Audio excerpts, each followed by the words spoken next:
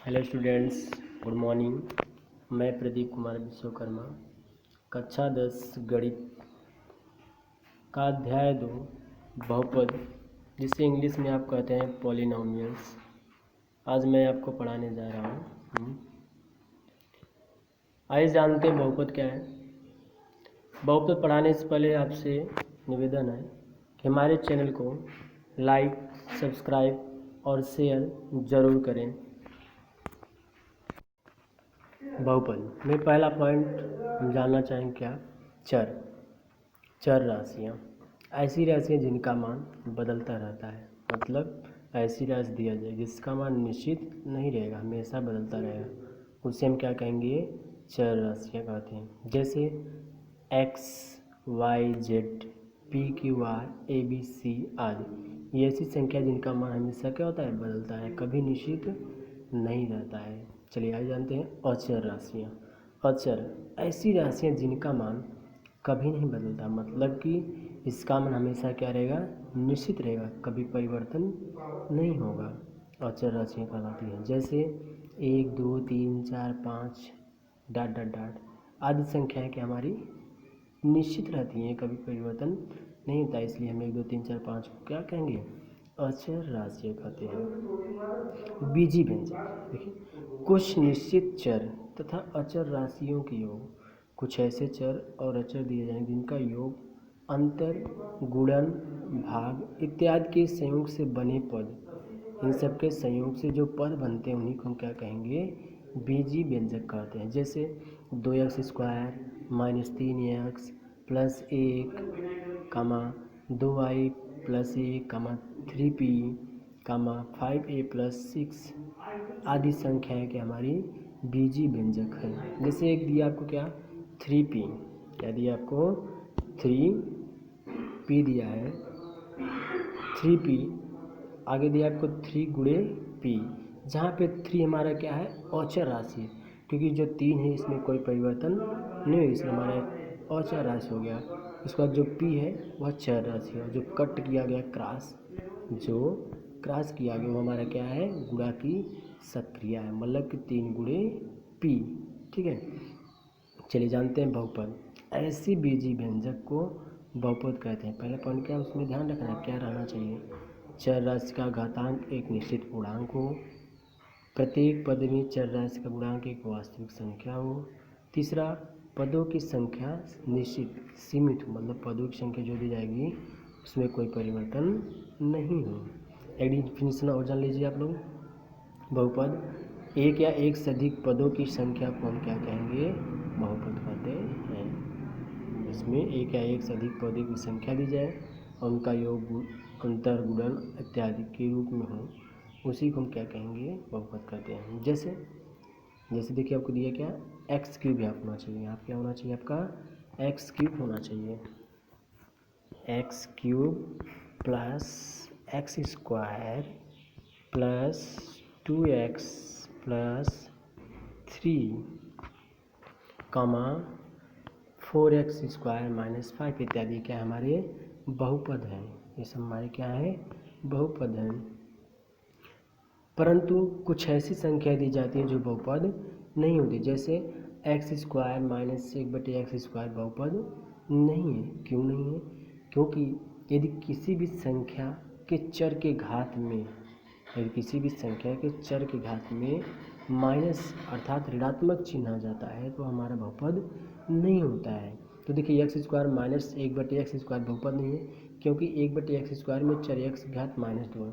अभी आपको दिखने में तो एक्स स्क्वायर दिख रहा है, इसमें प्लस दिख रहा है, परंतु बटे में है। जब बटे में है मतलब कि क्या है? भाग में है। जब हम इसको हम गुणा में करेंगे तो जो घात होता है प्लस है तो माइनस माइनस रहता है प्लस, तो x घात में 2 है, जब गुणा में करेंगे तो क्या हो जाएगा? माइनस। अतः हमें मिल जाएगा चर का घात क्या? -2, जो कि क्या रहेगा? धनात्मक नहीं है। जब धनात्मक नहीं है तो बहुपद हमारा नहीं होगा। ठीक है, नोट के रूप में आप एक जान लीजिए। प्रत्येक बीजी व्यंजक बहुपद नहीं होता है, जबकि प्रत्येक बहुपद एक बीजी व्यंजक होता है। ठीक है, अब आपको एक क्वेश्चन दिया जाता है जिससे आपको बताना है। सिंपल ही है, बहुत अच्छा क्वेश्चन है, आप लोग कमेंट करके बताएंगे ज़रूर।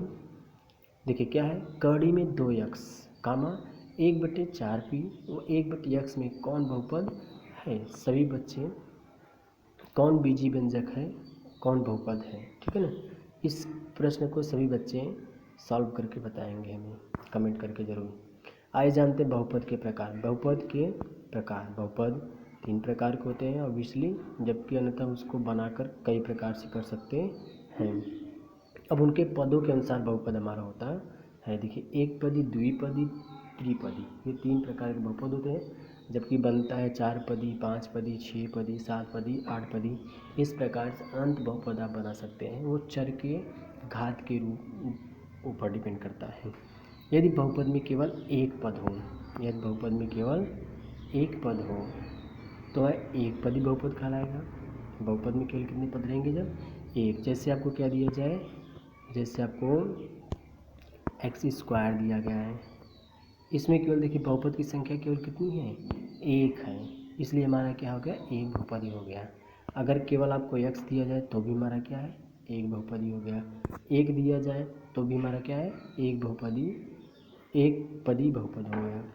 द्विपदी बहुपद, द्विपदी बहुपद केवल 2 पद हो, ऐसा बहुपद जिसमें केवल 2 पद, जैसे आपको दिया x² प्लस x कर दिया जाए, x² प्लस x, तो देखिए एक और एक कितनी संख्या हो गई, 2, इसलिए हम इसे क्या कहेंगे, द्विपदी बहुपद कहेंगे, ठीक है। अब आपका आता है क्या, त्रिपदी बहुपद, जिसमें कितने पद हो, केवल 3 पद हो, इसमें 3 पद हो।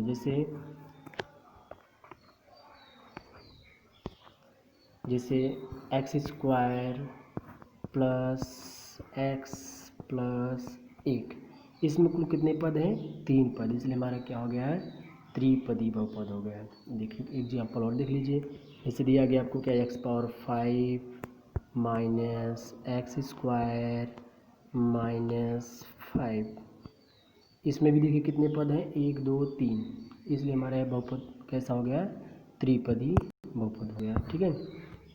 शून्यपदी बहुपद, सभी पदों के गुणांक कैसे हो, शून्य हो। जैसे आपको क्या दिया गया है, सभी पदों के गुणांक क्या हो, शून्य हो, तो इसे हम क्या कहेंगे, शून्य बहुपदी, ठीक है। जैसे क्या दिया जाए, 0 गुणे x² प्लस 0 गुणे x प्लस 0 दिया जाए तो हमारा कैसा बहुपद होगा, शून्य बहुपद होगा। या कैसा होगा, शून्य, क्योंकि इसमें गुणा करने के बाद सभी संख्या हमारी शून्य हो जाएंगी और जोड़ने के बाद हमें क्या मिलेगा, शून्य, इसलिए हम इसे कौन सा बहुपद कहेंगे, शून्य बहुपद कहते हैं।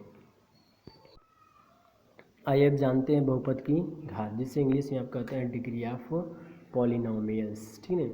यदि px, यदि कोई आपको संख्या लिया जाए जिसका हम मान लेते हैं क्या है, px, यदि px एक बहुपद है, हमने मान लिया कोई px जो हमारा क्या है, एक बहुपद है। बहुपद में क्या हो सकता है, संख्या 1 भी हो सकता है, 2 भी हो सकता है, 3 भी, 4 भी, जितनी संख्याएँ रहेंगी उतने उसके क्या होंगे, पद होंगे, ठीक है ना। यदि एक बहुपद है तो चर यक्ष के बहुपद में x की उच्चतम घात, यक्ष जैसे हो गया आपका चर यक्ष हो गया, y भी आ सकता है, z भी आ सकता है, ठीक है ना। तो चर यक्ष की उच्चतम घात बहुपद की घात कहलाती है। जैसे आपको दिया गया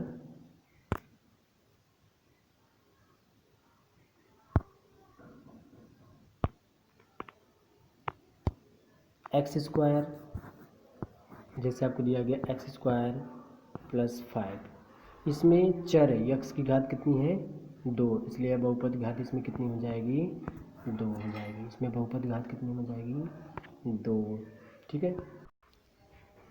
आइए जानते हैं बहुपद घात की प्रकार, ठीक है ना। बहुपद घात 3 प्रकार के होते हैं, ये भी 3 प्रकार के होते हैं, ठीक है। देखिए आइए देखते हैं, पहला क्या है आपका, रैखिक बहुपद। रैखिक बहुपद दिया है आपको क्या, चर की घात 1 हो तो क्या कहलाएगा, रैखिक बहुपद कहलाएगा। जैसे ax प्लस बी कामा दिया x प्लस 5, इसमें देखिए x के चर, यक्ष हमारा क्या हो गया, चर हो गया है, इस घात में कितना है, 1 है, ठीक है ना। तो इसलिए हमारा कैसा बहुपद हो गया, रैखिक बहुपद।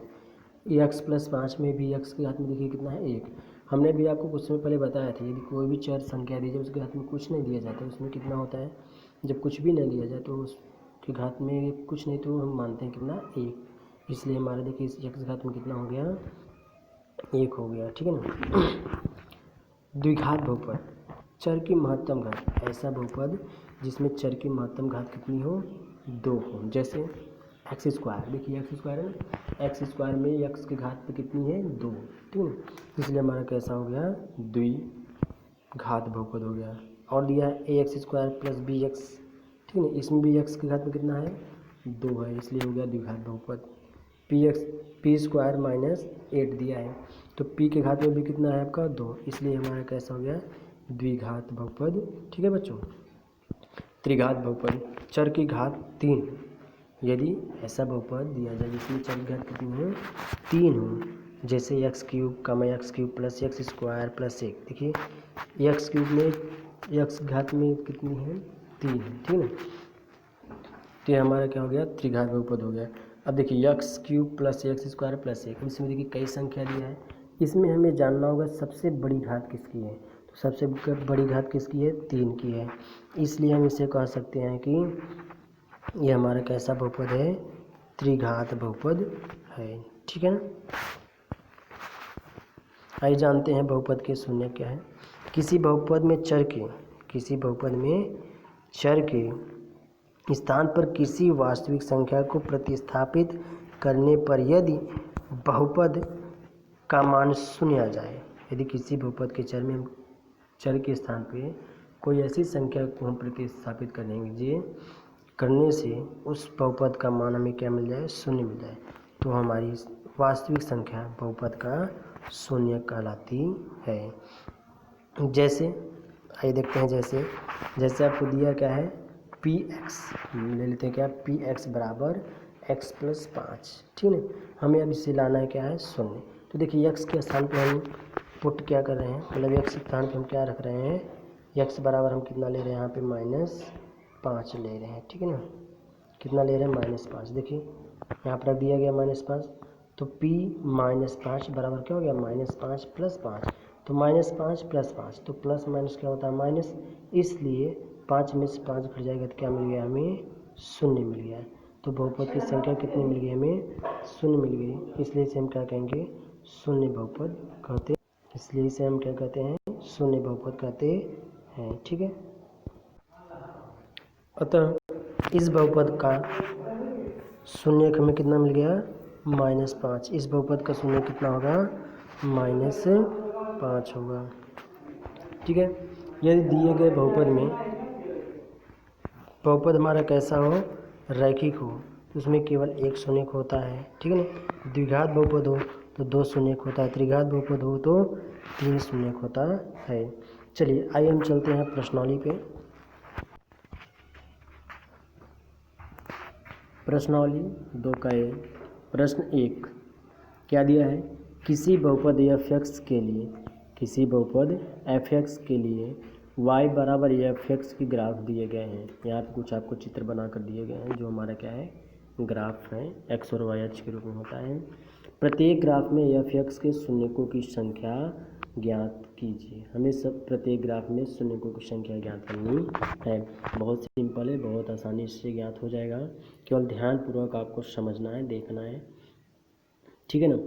तो देखिए जो आपको ग्राफ दिया गया इसमें 2 अक्ष होते हैं, एक आपका होता है एक्स अक्ष, एक आपका एक्स अक्ष है, दूसरा आपका क्या है वाई अक्ष है।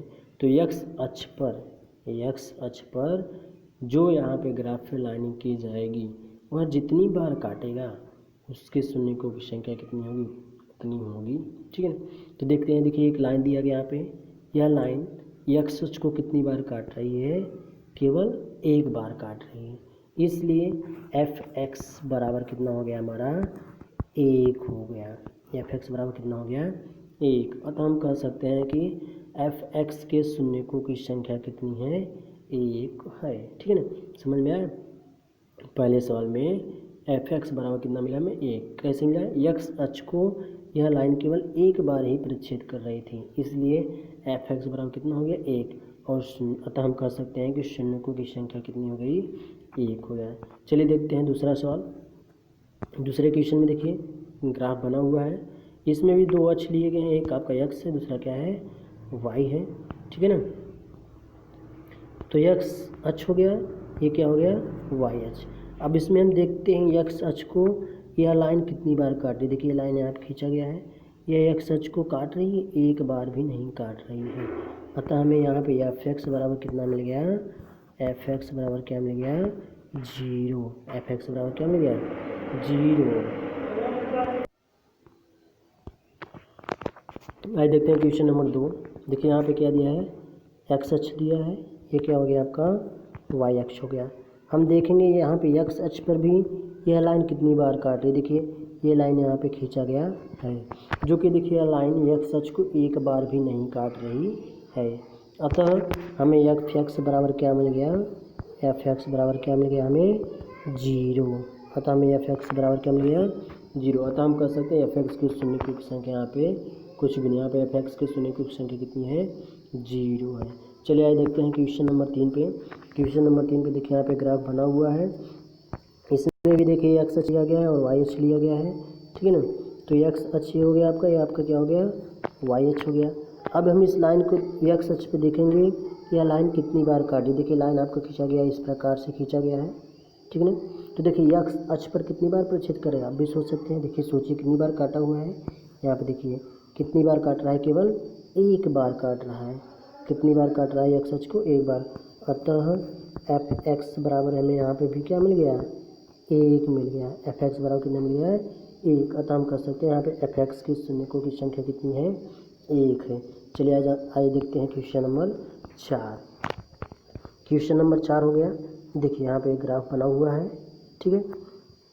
अब इस ग्राफ में भी देखेंगे हम x को कितनी बार काटे। देखिए आपका हो गया x अक्ष हो गया, या आपका y अक्ष हो गया। x अक्ष की लाइन ये हो गई। अब x अक्ष की लाइन के देखिए ये जो तीर दिया गया है कितनी बार काट रहा है। देखिए यहाँ पे लाइन लिया गया, यहाँ से ऐसे खींचा गया है। हम देखेंगे x अक्ष की लाइन को कितनी बार काट रहा है। देखिए एक बार यहाँ पे काट रहा है, एक बार यहाँ पे काट रहा है, 2 बार काट रहा है, ठीक। इस लाइन को कितनी बार काट रहा है 2 बार। अतः हमें f(x) बराबर क्या मिल गया 2 मिल गया।